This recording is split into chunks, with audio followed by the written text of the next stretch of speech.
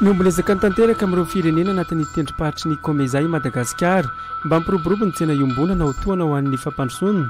Io no nambara ny filohan'ny Repoblika Andry Rajoelina nandritra ny fihaonana tampon'ireo filoham-panjakana sy lehibe na gouvernement teo anivon'ny Komeza. Nalamafy indray ny toerantsika eo amin'ny sehatra iraisam-pirenena ny fandraisana anjaran'ny Madagasikara tamin'ny COP16 natao tany Colombie. Voapetraka ny vato fototry ny trano lehibe fialofana andraisana an-tanin'ireo tradoza ao Manakary.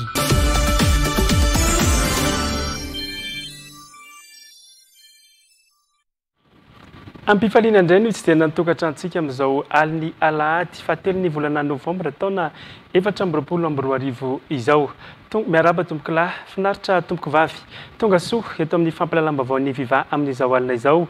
Ary asaiko ampana izany ianao hanaraka ny fampalalam-bavaontsika hatramin'ny farany.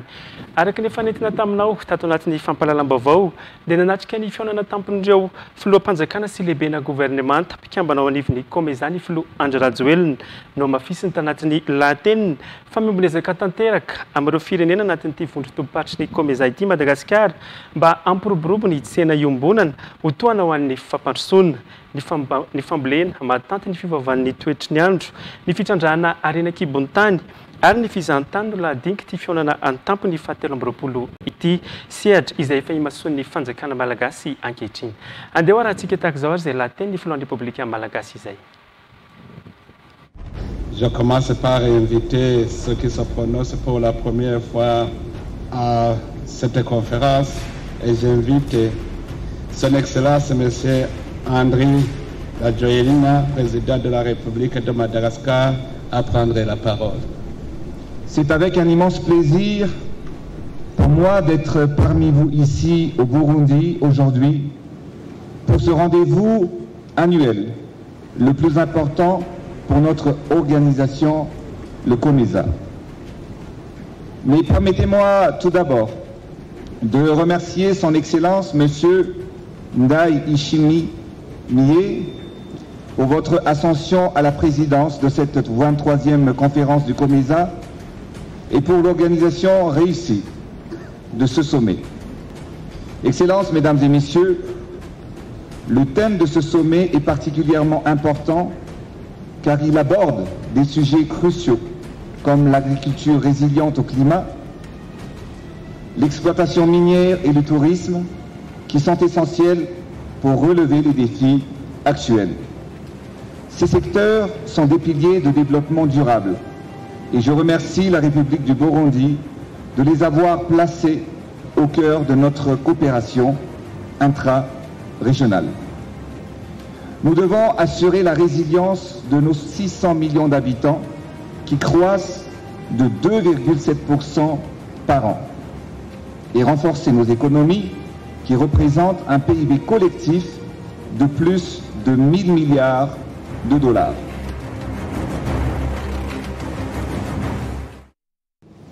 Pour le cas de mon pays, l'agriculture est un secteur clé, pas seulement pour Madagascar, mais pour l'Afrique et le Komeza, car il représente 60% de la PIB de la population, et la population en dépend, et elle contribue près de 40% du PIB. Comme je le disais tout à l'heure, pour le cas de mon pays, actuellement, Madagascar est le 3e plus grand producteur du riz sur le continent africain, après le Nigeria et l'Égypte. Avec nos 36 millions d'hectares de terres arables et 80% de notre population vivant en zone rurale, nous aspirons à devenir le grenier rizicole du continent et à contribuer à l'autonomisation alimentaire de notre région. C'est dans cette optique que Madagascar déploie ses efforts pour la transformation agricole.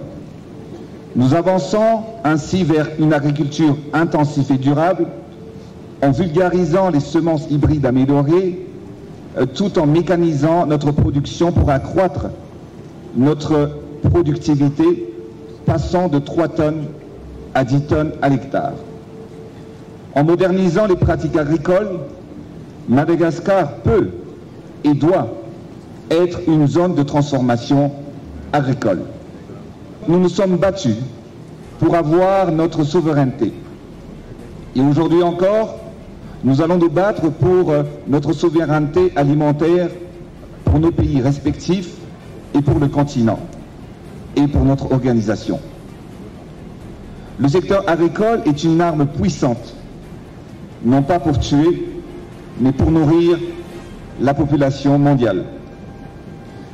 Pour atteindre cet objectif, l'accès à la terre est une condition indispensable pour pouvoir développer une agriculture pérenne. Pour nous les Africains, et surtout pour les Malagasy, la terre est sacrée. Elle est même notre identité.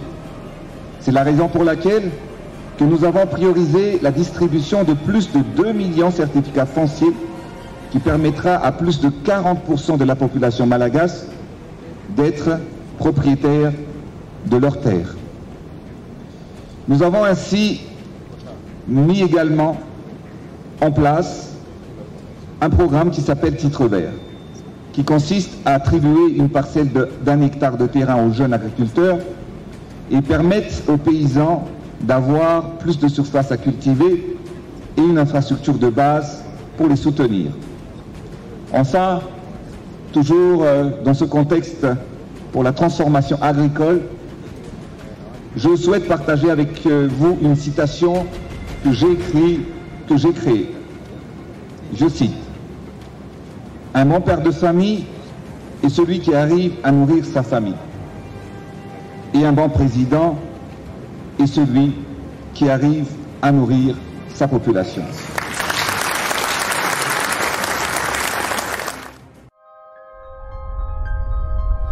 Concernant le tourisme, dans notre région, ce secteur contribue jusqu'à 25% du PIB, qui représente plus de la moitié de nos recettes d'exportation. À lui seul, le tourisme enregistre une croissance grandissante et rapide, plus de 3,3%. Le tourisme figure parmi nos piliers de développement socio-économique pour mon pays.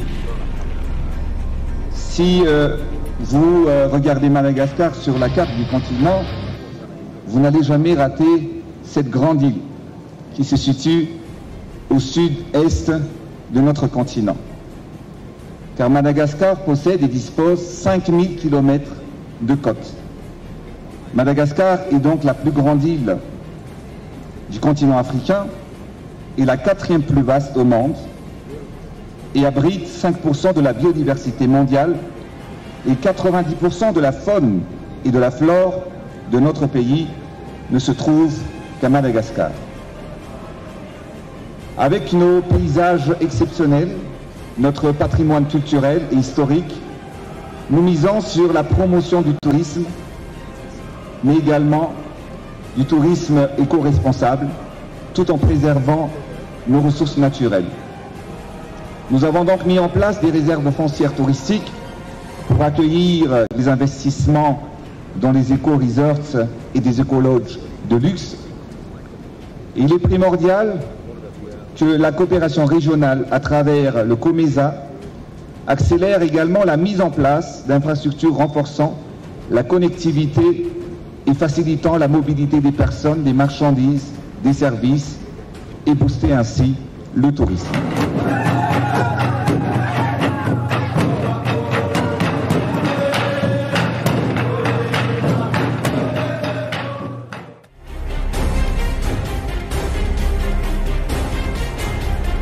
Parallèlement, notre région regorge de ressources naturelles inestimables. Nos 21 pays membres du COMESA détiennent une part significative des réserves mondiales de minerais estimées entre 20 et 36%. Nous disposons des gisements en or, bauxite, ilménite, platine, cuivre, lithium, manganèse, uranium et terres rares. Valoriser ces ressources représente une opportunité immense pour le développement économique et constitue une solution pour combattre la pauvreté de notre région, mais aussi du continent. C'est pourquoi nous devons élaborer des stratégies communes pour promouvoir la transformation locale et la création de valeur ajoutée afin que ces richesses puissent profiter directement à nos populations et aux futures générations. En ce qui concerne Madagascar, mon pays dispose d'importantes réserves de cobalt, de bauxite, de vanadium et de graphite, et ainsi de terres rares. Ainsi également de pierres précieuses. Le secteur minier représente 33% de nos exportations et contribue considérablement aux recettes publiques. Nous avons récemment adopté de nouvelles réformes pour renforcer le cadre réglementaire et ainsi encourager les investissements responsables et gagnant-gagnant. Monsieur le Président, je tiens à vous dire que pour accélérer les échanges à travers les pays membres de la COMESA, il y a une semaine, Madagascar vient de ratifier la SDECAF ou zone de libre-échange. Donc nous rentrons dans la grande famille d'échange du continent.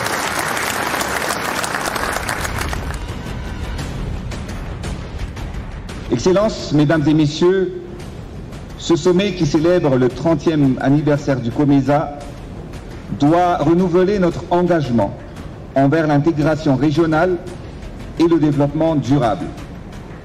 Il est urgent de trouver des solutions concrètes et des résultats tangibles pour honorer les missions de nos pères fondateurs. Parmi les solutions essentielles, nous devons accélérer la transformation agricole, l'industrialisation de chaque pays membre, tout en produisant et en transformant localement tout ce dont nos populations ont besoin.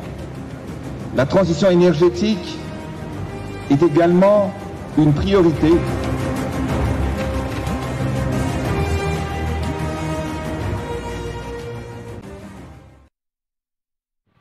Mbola amin'izay sehatra iraisam-pirenena izay atrandry ny faranao omaly sabotsy 2 novembre ny fionambe iraisam-pirenena momba ny karazan-java-mainanaina na ny COP16 sur la biodiversité izay natao tany Colombie nanomboka ny 1 octobre lasa teo.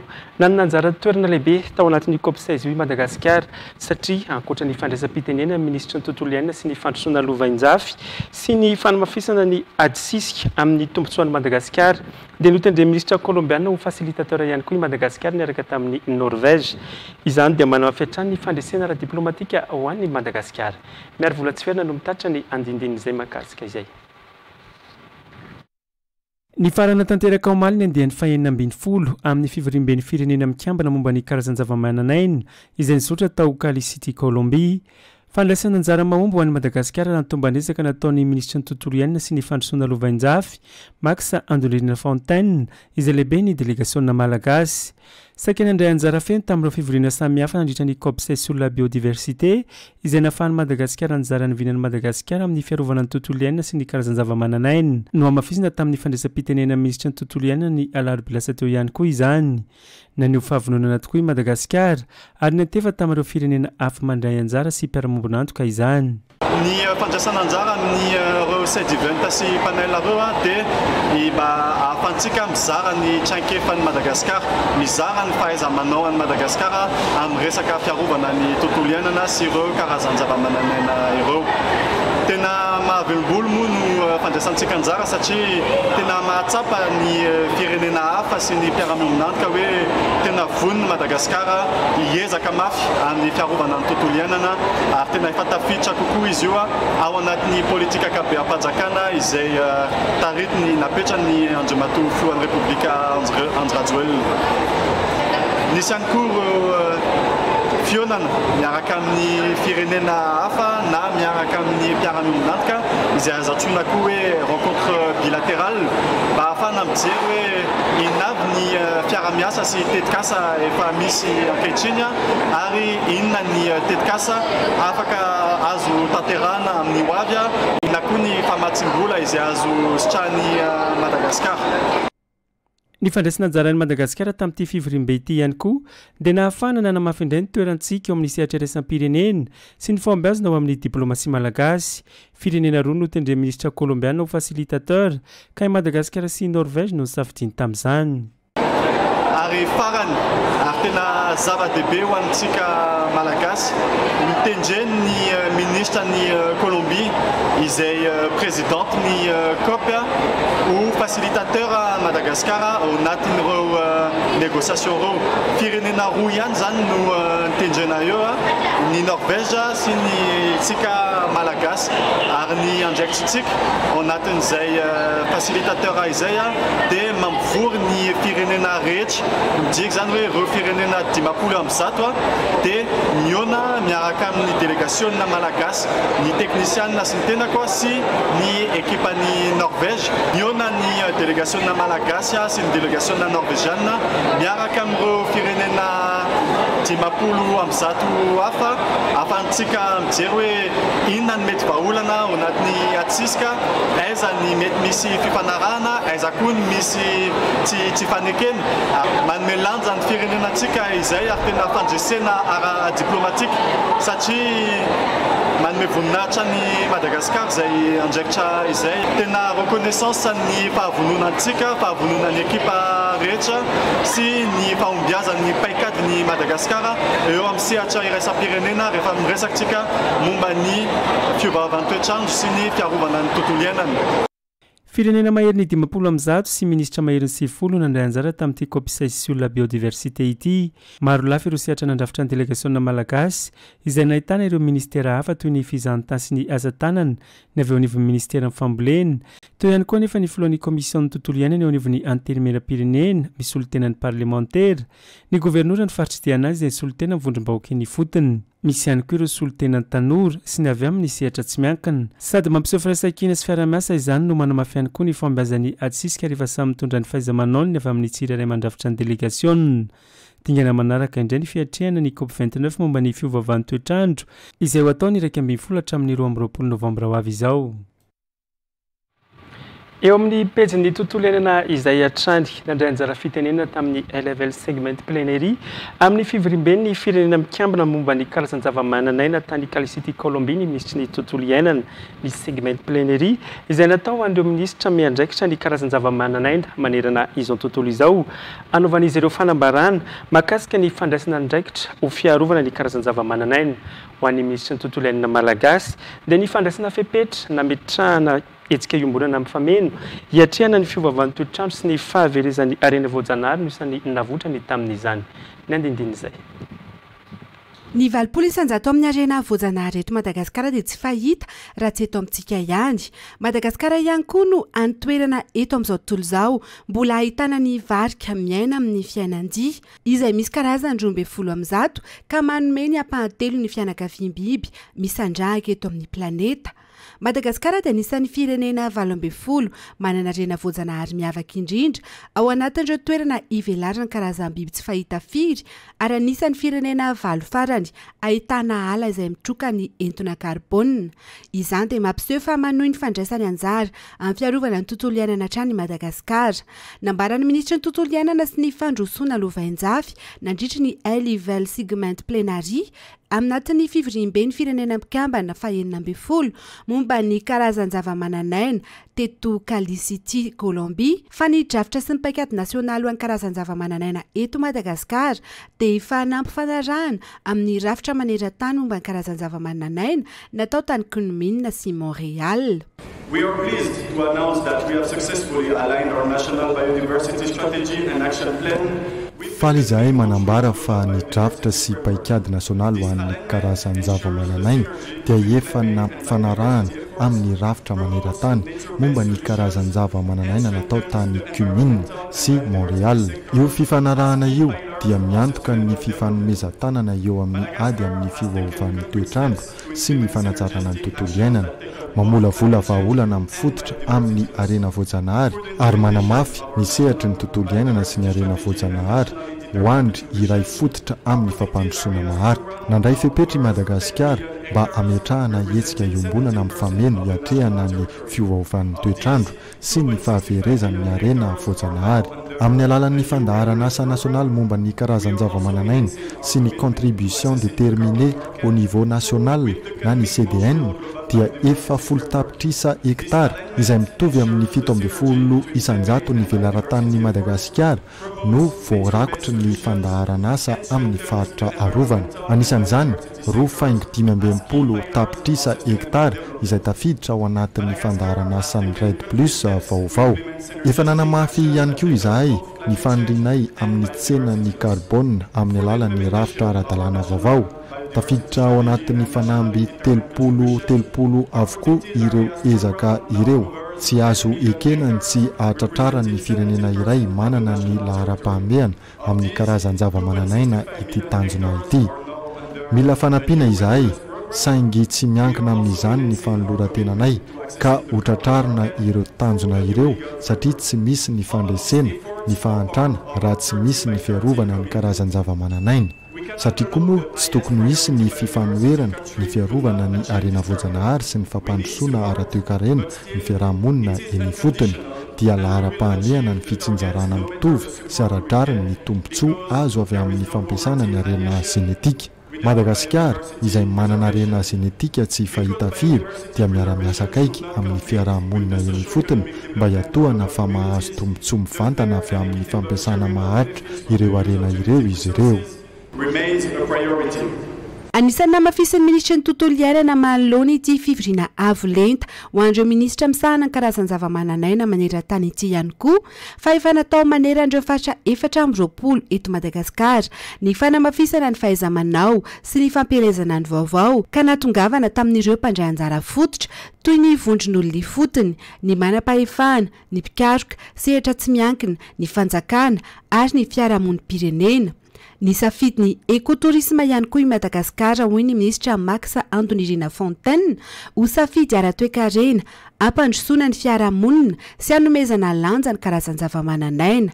Izany no antony nandaniana tamin'ity taona ity ny lalàna manome tosika ny tetikasa ekotourisme any amin'ireo faritra rovana.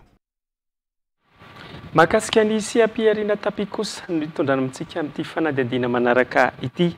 Tafiditra anatin'ny fampiroboroboana ny asa fikarohana ny fanomezan-danja ny vokatra iray ao anatin'ny distrika iray raha ho an'ny faritra Itasy ao amin'ny distrika Anarivomamy ny marimarina kokoa dia isan'ny mampalaza ity distrika ity ny vokatra tapi ary loharano-karena ho an'ny mponina any an-toerana. Nanatanteraka fikarohana momba ny tapi noho izany ny CNRE na ny ivon-toeram-pikarohana nasionaly momba ny tontolo iainana amin'ny alalan'ny tetikasa Pythagore ka nampitombo ny tahaveloman'ny zanaka tapi hatrany amin'ny 700 io teknika io. Nateraka otomavy no mitaritra ny Antsipriany makasika izay. Vokatra anisan'ny tena mampalaza ny faritra Itasy ny ala tapi ao amin'ny distrika Anarivomamy. Antom-piveloman'ny mponina sy ny tantsaha ao amin'ny distrika io noho izany io vokatra tapi io ka antony nanatanterahany CNRE na ny ivon-toeram-pikarohana nasionaly momba ny tontolo iainana izay ivon-toeram-pikarohana eo ambany fahin'ny ministera fampianarana ambony sy ny fikarohana ara-tsiansy ny fikarohana amin'ny alalan'ny tetikasa Pythagore izay miompana amin'ny fanatsarana sy fiarovana ny ala tapi ary ny loharano-karena voajanahary ao aminy. Tafiditra anatin'io tetikasa io ny teknika fampitomboana tany amin'ny laboratoire ireo olatra madinika miara-miaina amin'ny zanaka tapi ary naverina amin'ny toerana misy azy eny amin'ny tany-janakazo. Ho an'ny mponina mampiasa ny teknika dia nahita fiovana izy ireo satria ny atsara ny vokatra azony raha ny nambarany.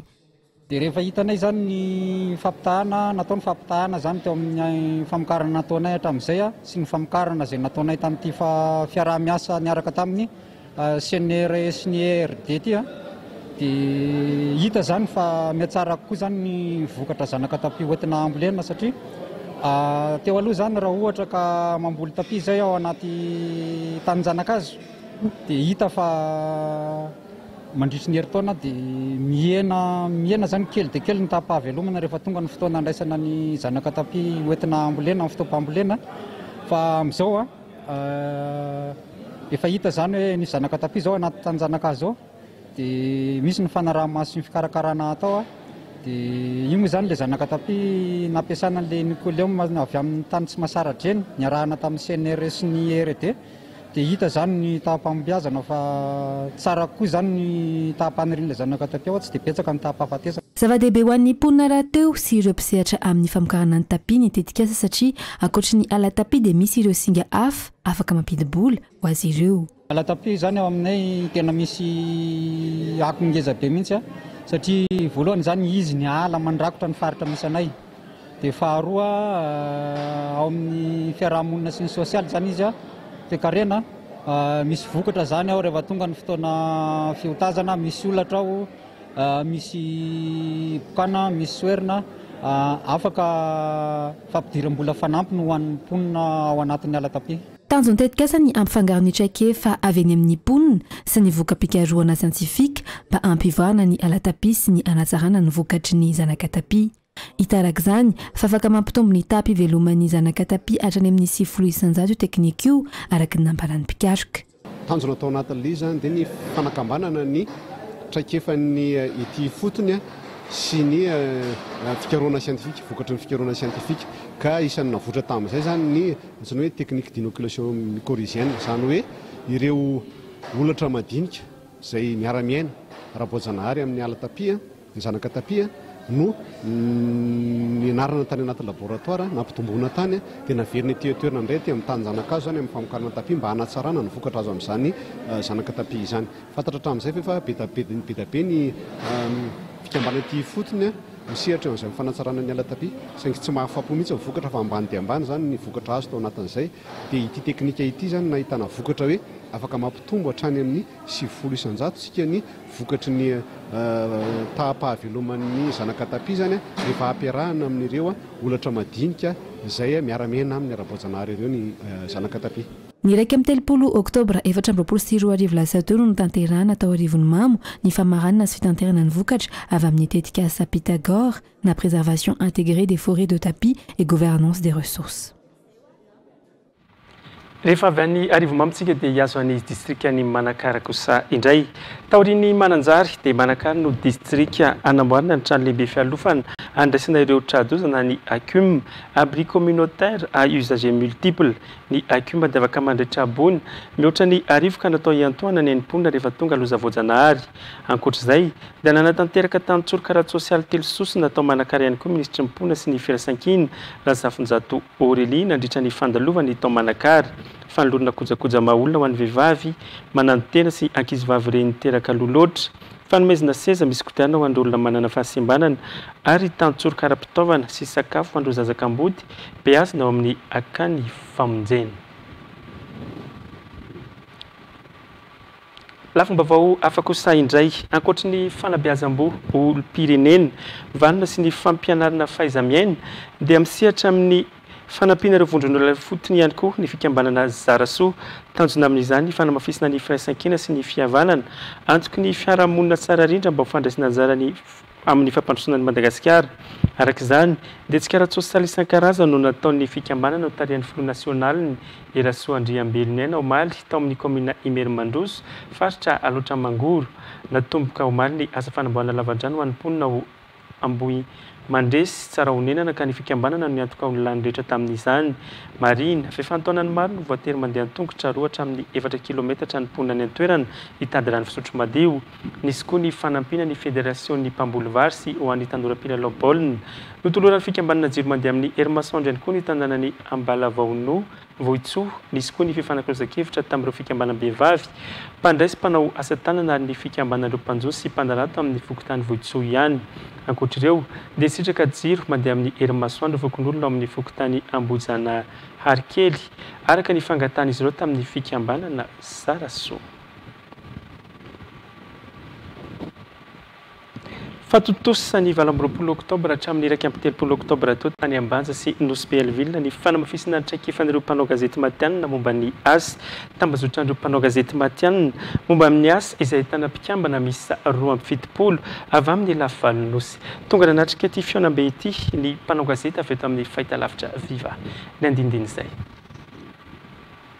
Na eo aza niezaka ataon'ny ministeran'ny asa ny fampananana asa ary ny asa-panjakana miaraka amin'ireo mpisehatra maro eo amin'ny tontolon'ny asa mbola tsy voaja ny fampisitrahana asa mendrika eto amintsika. Nisy araka izany ny fanamafisana traikefa amin'ny ady amin'ny fampisitrahana asa mendrika ho fampanajana ny rariny ara-tsosialy nataon'ireo mpanao gazety matianina momba ny asa niaraka tamin'ny OIT na ny birao iraisam-pirenena momba ny asa tany amin'ny faritra avaratry ny nosy ny 20 hatramin'ny 1 oktobra teo. Fotoana nafan'ireo mpanao gazety mivondrona ao anatin'ny tambazotra RJ7 avy amin'ny lavalonynosy nafantatra bebe kokoa ireo tetikasan'ny OIT momba ny fampisitrana samendrika toa ny aroloza sy fitandrimam-pahasalamana ho an'ny mpiasana ny SST ny famoronana asa amin'ny alalan'ny tetikasa IMO indrindra ny ady amin'ny famarinan'olona. Miasa ho fampivondrona izay asa mendrika izay sy fampanjakana ara-sosialy dia ahafahana manao anjery todika rehetra mifantatra mpanao gazety ny asa vita rehetra ao anatin'izay ny assemblée générale na tahaka izao. Fa ho antsika mpanao gazety kosa dia tafiditra ao anatin'ilay hoe fanamafisana traikefa sy ny fahaiza-manao be satria misy ny fiofanana manokana izay omenan'ny mpanao gazety mandritra ity fivirimbe ity. Misy ny manam-pahaizana manokana avy any amin'ny biraoan'ny OIT ao Afrika izay nasaina eto Madagasikara fiofanan'ny mpanao gazety mahakasika ny teknôlôjia vaovao moa ny amin'ny fotoana ity mba hanamora ny asan'ny mpanao gazety amin'ny fampiasana izay teknôlôjia vaovao izay. Fampiasana teknôlôjia vaovao amin'ny fanapariana izay hoe asa mendrika sy fampanajana ny ara-sosialy izay satria isika amin'izao fotoana izao dia tsy afa-misaraka sy afa-miala ao anatin'izay hoe teknôlôjia vaovao izay. Tsy ahivina fa efa tamin'ny taona 2024 no niorena ny tambazotra RJ7 ivondrona ireo mpanao gazety matianina amin'ny asa izay miara-miasa amin'ny ministeran'ny asa ny fampananana asa ary ny asa-panjakana sy ny OIT na ny birao iraisam-pirenena momba ny asa. Fa eo amin'ny sehatry ny asa izay hatrany dia efa saika mampiasa ny fiarovana ny mpiasa amin'ny lozam-betateraky ny asa eo am-panatanterahana ny asany avokoa amin'izao fotoana izao na ny mpampiasa na ny mpiasa na ny sehatra iraisam-pirenena izay manara-maso amin'izany eto amintsika isan'ny nara-maso ny fanamboaran-dalana tany amin'ny RN6 sy ny herinandro teo. I Fiainana Rakotoarisolo no mitatitra ny andindiny mahakasika izay. Efa saika mandray anjara amin'ny foto-kevitra fanamboaran-dalana lavitry ny loza sy aritina teraky ny asa avokoa amin'izao fotoana izao na ny fanjakana na ireo mpiasa sy mpampiasa. Ny OIT izay miara-miasa akaiky amin'ny agence routière sampana iray misahana ny fitantanana ny fanamboarana ireo lalana izay vatsian'ny mpamatsy vola eto Madagasikara amin'ny fanara-maso ny fanatanterahana izany. Nisy ny fijerena ny fomba fiasan'ny orinasa iray manamboatra ny lalam-pirenena fahenina tany Ambanja ny arahany OIT na ny birao iraisam-pirenena momba ny asa amin'ny alalan'ny tetikasa VZF na ny Vision Zero Fund sy ny agence routière ny herinandro teo. Nisy ihany koa ny fampafantarana ireo mpiasa ny fisorohana loza mety isy eo am-panatanterahana ny asa sy ny fitandrimam-pahasalamana amin'ny fanamboaran-dalana. Izy ireo izay nanentana sy nampafantatra ihany koa ireo mpiasa ny zo tokony hositrana izy ireo eo am-perinasa. Miasa eo amin'ny OIT sy ny agence routière moa tsika izao sampana anankiray moa zany ny agence routière izay mitantana fitantanana ny fanamboarana ireo lalana izay vatsian'ny mpamatsy vola eto Madagasikara. Misy moa ny fiaraha-miasa miaraka amin'ny OIT amin'ny resaka santé, sécurité au travail. Izy io moa zany dia fampahafantarana an'ireo mpiasa ny ireo loza izay hitandrovana ireo aro-loza izay mety iseho amin'ny fanatanterahana ny asan'izy ireo eny amin'ireto chantier fanamboaran-dalana ireto. Ka dia izay moa ny antony ity fihaonan'androany ity satria dia misy fiaraha-miasa goavana eo amin'ny OIT sy ny agence routière amin'ny fampahafantarana ireo mpiasa amin'ny loza sy hampiatra ireo aro-loza rehetrarehetra izay miseho any amin'ny tontolo ny toerana iasan'izy ireo. Tenin'ny agence routière moa dia manentana ihany koa izahay an'ireo mpampiasa lalana rehetra indrindra ny mpampiasa ny lalana ny RN6 manentana ireo mpampiasa lalana mba hanaja an'ireo mpampiasa sy ireo mpiasa rehetra any orinasa izay miasa manamorona ireo lalana ireo. Ialatsika isorohana ireo loza fifamoivoizana izay misy iseho. Dia manentana anareo hanaraka ireo toromarika sy ireo fepetra apetraka ireo mpamboatra lalana ireo amin'ny fanamandritra ny fanamboarana ity lalana ity satria ankehitriny tsika dia mbola anatin'ny asa fanamboarana mbola tsy tapitra akory ny lalana. Noho izany dia misy ny fanentanana anareo satria mbola maromaro ireo toerana misy asa tanterahana ka dia manentana anareo mpampiasa lalana tandrina sy hanaraka ireo toromarika misaotra betsaka. Efa fitoana izao ny sintetikasa Vision Zero Fund ho an'ny OIT teto Madagasikara. dia iny ihany koa no mamarina ny fiarako taminao tamin'ity arina ity hisaoranao tany tokantrano nanaraka ny fampahalalam-baoantsika hatramin'ny farany inaterak-otomavy niaraka amintsika amin'ny fampahalalam-bavao amin'ny fiteny frantsay ny tena kosa mametraka ny mandra-peona ao amin'ny manaraka indray veloma tompoko